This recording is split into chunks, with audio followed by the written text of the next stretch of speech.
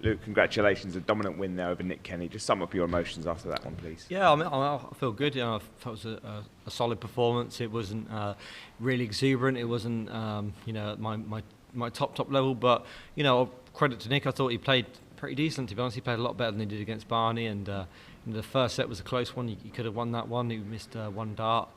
But after that, I felt like I got a little bit better. I grew into the game a lot more, and it was a solid performance. It was, not being big-headed. It wasn't at my best game, but sometimes you don't have to be at your best game every single round. It's important just to play the player or play the board and just get through the game. And what more can I ask for? 7 out of 7 sets. That's all I can.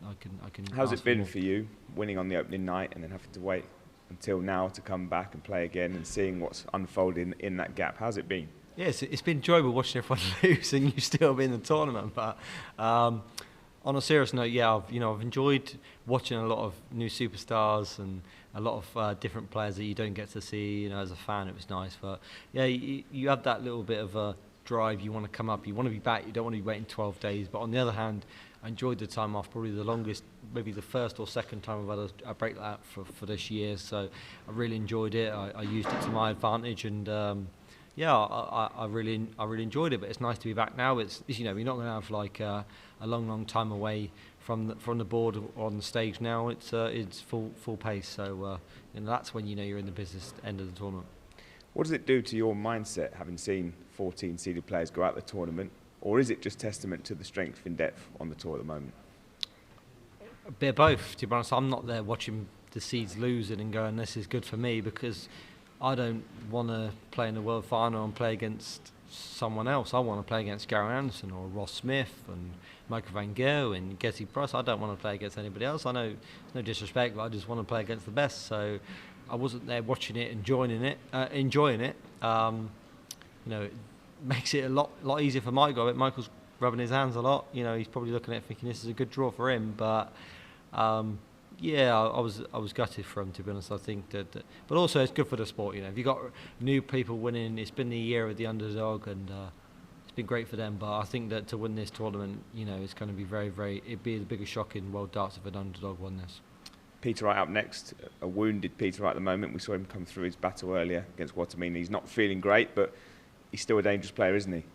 He is a dangerous player. I felt like he was okay in the practice room. I mean, maybe he was.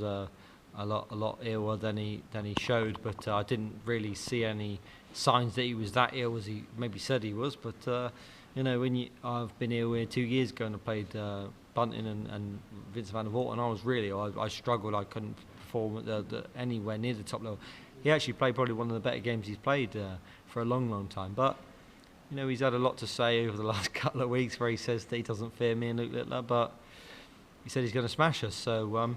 Yeah, I mean, all pressure's on him now, because if he doesn't, then the egg's on his face, not mine. I'm really relaxed, and if he doesn't beat us, then it's going to look silly on him, not me. Thank you. Luke, congratulations. I just want to know what you do for 12 days between a first match and a second match. I mean, it's not an obvious thing that you get to do a lot, so it's not something that happens every time you play in a major tournament. It's the only time that it can ever happen, so... Literally, it was a lot of Christmas shopping, a lot of practicing in between. I didn't neglect my practice. Made sure I had maybe a couple of days off afterwards. So I played, and then I was straight on the practice board and Christmas shopping and spending time with my family. Because you don't get a lot of time off like this a lot. So it was really nice, and I did send a few interviews previous that if I would have played on the 22nd and played on the 28th, that little break in between would have been enough to think I'd rather have 12 days off rather than 5. So now you're in that rapid end where you're playing all the time. It's a lot better. Just wondering how much of it you've actually watched. You talk about the seeds falling and that not being something that excites you, but have you been watching some of the matches to get yourself, just keep the juices flowing during that big gap? Yeah, I mean, I've been watching it as a fan, so I've been watching a lot of the players, and I just kind of don't really see anybody that's really put their hand up and performed at an absolute incredible level. I think for the only one I can off my head is Callum Rids. I didn't see that game, but that's the only one that's really performed. I mean, Luke had that incredible last set, but before that he wasn't, firing on all cylinders, and none of us have. So I think there's a lot of pressure on everyone this year. I think everybody's sort of seeing an opportunity, and you know, it's kind of making everyone try too hard. I mean this in a backhanded compliment sort of way, but maybe some of those other players, actually having watched you in the first couple of matches, might think the same about you, you know, because you've made it actually look very, very easy. I mean, you've averaged over 95 there and you've not really broken sweat. Could they think the same watching you, or have you got, I mean, you know you've got more gears to go through? Yeah, I mean, I'm one of them players that I'm not one of them people that averages 105, 105, but I do enough to win every time, and that's all that matters. You know, it's I'd rather be averaging 98 like I did tonight, 98, 99, whatever it was, and winning 4-0 than averaging 105 and, you know, I'm not here, I'm a loser. So, yeah, I just do what matters, and when the top players turn up and I know I'm in for a real slog, that's when I turn up. That's when I'm at my best. That's when I'm firing. So, you know, for me, I'm just one of them people that just wants to get the job done, and you know, I'm not into the exuberance of hitting 110 averages. I just want to win. That's what matters. And finally, you know, the treasure chest that contains your A game. When do you decide to open that up? Talk me through the mindset that entails. It opens up when it needs to be opened up. And it might be needed to open up next game. So, you know, I'll open out when it needs to be opened up. I felt like last year it was the same scenario. 3-0 against Lee Evans, weren't at my best. I had a massive scare against Ricardo. And then against Joe, it was an even more massive scare. But when it got to the quarterfinals, semi-finals and finals, no one really got close to me. I know Luke was 4-2 up in the final, but a 7-4 win in a final of a World Championships is a pretty convincing scoreline. So yeah, I think when I get in the last stages and the sets start getting a lot longer, that's when I get more better and I start feeling more comfortable. So yeah, I'm more dangerous the later the tournament goes on. Thanks, Luke. Congrats again. Thank you. Luke, congratulations. You touched on it there. You've obviously been listening to some of the media interviews. What was your thought when Peter said Raymond would beat you? Yeah, I mean, I wanted to say something back, but I'm one of them people that's like, nah, let's leave it. But I didn't read the whole interview, but I see what he said, and I'm thinking, you know, how many times have people said, this is going to happen, this is going to happen, and it never happens. You know, Michael's a good example. He said so many things over the years, I'm going to smash this, smash that, and then he loses. So, yeah, Pete was like, I think he said something like, Barney's going to smash me and Peter's going to smash Jermaine. Well, he got his end of the bargain, but yeah, it's just, I think Peter loves to play the mind games, but it don't work with me. You know, I'm one world title away from almost matching his career. So, and I'm about 25 years younger. So, I think one world title would sort of match everything he's ever achieved in the game. So, yeah, I don't look into it too much. You know, I think he's trying to play the mind games, but unfortunately for him, it don't work for me, and it probably won't work for Luke because he said he don't fear us, but if I don't fear someone, I don't keep mentioning them all the time. You touched on scares early on. Do you genuinely believe it's a case of if you don't get you early, they're not going to get you at all? Yeah, I don't think that, but I do believe it. I don't think it in my mind like if you don't get me early, I'm gonna win. But I do feel like the more the tournament goes in, I'm not just talking to myself. I'm talking like me, Luke Litt, Mike Van Gerwen, people like Gerrans. If you're not going to get us early, and you're going to allow us to play best of 9 sets, best of 11 sets. No, we're not unbeatable in that length, but that is when it does play into our hands, and you know, it's only going to benefit me more if I'm making the quarter final and I'm playing best of 9. But I think I've probably got one of the tougher draws of the side of it. You know, Peter Wright, 2-time world champion. Then it could be Bunting, who's an absolute unbelievable player. You know, I've been practicing with him, and then it could be Luke or Ryan Searle, and then it could be you know, Mike Van Gerwen. So I think I've got a tough run from this moment on, and you know, I'm going to get on that practice board and really work hard to say, all right, now's the time to make sure that you're at your absolute best to win this tournament. I love the fact that you know who's in every little section of your draw. Any player that says they don't are liars.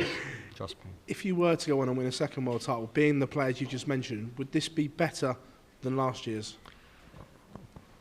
If it runs into the same situation, yes. But I also feel like winning a second world title or back-to-back world title actually is a lot harder, because when you win it the first time, it was all a little bit of a shock, a little bit of a surprise. When you win it a second time, it's almost like you've proved everyone wrong, and everyone don't think you're going to win it again, because the chances of people winning it back-to-back is incredibly rare. You know, we've seen Phil, Adrian and Gary do that. So yeah, it's a rare occasion. So for me to do it a back-to-back would be a surprise for everybody. But I do believe I can do it. Of course I do. And you know, I'm gonna have to bring out even better than I did last year. But if I can produce what I did last year and then back stages, you know, the last 16 quarters and final, yeah, I do believe I can go on and do it again. Thank you, Phil. Well done, Luke. Thank you. You're talking about Peter there and what he said when he spoke to us after his second round. You match. want a nice headline here, didn't you? Can you use that as extra motivation for yourself in Yeah, I'm only having a laugh. I'm only messing, but yeah, I mean, Peter. You know, I think some players they love to have a little. They love to get in your mind a little bit. You know, love to make you think like I'm doing right now. He's probably going to see this interview and he's probably going to see your headline. He's going to think I've got in his head, but he hasn't. You know, I'm just saying that he has to smash me now because he said that was what was going to happen. And if he beats me, then he's going to have to smash Luke Littler because that's what he said he was going to do. And you know, I'm just saying that it never works out well for people that say what they're going to do, how they're going to do it. You know, Peter said he was going to win a major this year, and he wasn't going to tell anybody what major it was going to be. Well, it has to be this one, otherwise he's going to look silly again. So, you know, all the banter aside, I'm really looking forward to playing him. He's a top guy. He's a two-time world champion. He's got massive experience, and I respect him a lot. And you know, I'm really pleased for him the way he played tonight. You know, he hasn't been well, but you know, I'm hoping that I can pounce on that in 2 days' time and really perform in the way I know I can. Watching on from home, you've obviously a lot of seeds have fallen. We've mentioned that a couple of times. Is there any particular name that's not in the tournament anymore that you particularly surprised at? Or The Gary Anderson one. I heard he was injured though a little bit, so I think that would maybe be why. But I was really looking forward to watching, as a fan, Gary Anderson versus Ross Smith. There could be no dart fan that could say they weren't looking forward to that. You know, that would have been an absolute barnstormer of a game. You know, two absolute heavy scorers.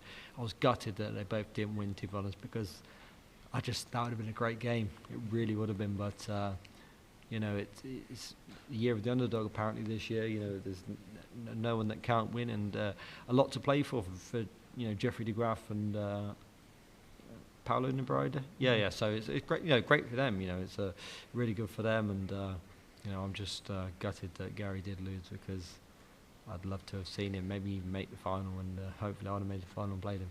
well done, Luke. Thank you. Luke, well done on that win and the performance up there. You said that if you went back-to-back on the World Championships, you'd pretty much equal what Peter Wright's done, but you would probably surpass what 95% of players who have ever played darts have done as well. So obviously a long way to go, but if that did happen, how do you keep that motivation before the age of 30? I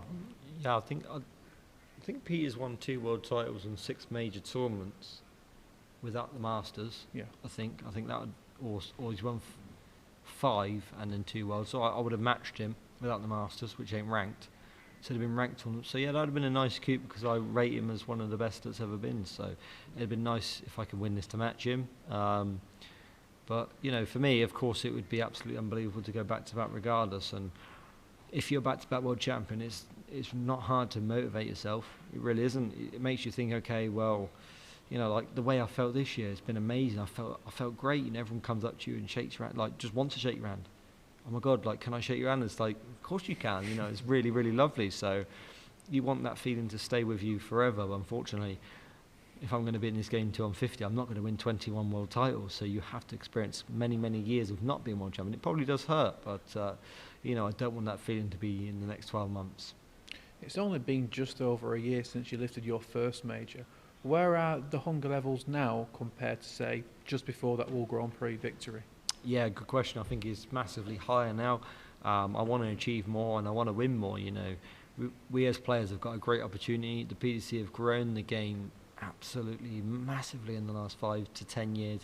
But, you know, over the last, say, 12 months, it's grown even more. So there's so much opportunity, so much money to win, so many titles to win.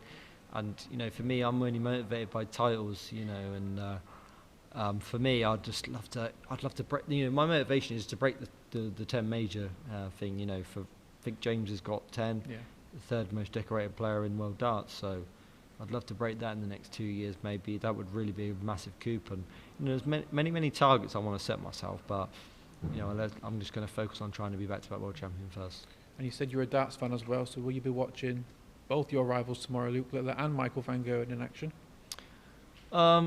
Possibly. I mean, I think now I'm really deep in the competition. I don't want to like flood my mind with watching too much, playing too much, and everything's about darts all of a sudden. I'll be watching Ryan So, of course, because one of my best mates. So I think he's on first tomorrow. So, So I'll make sure I'm up for that one.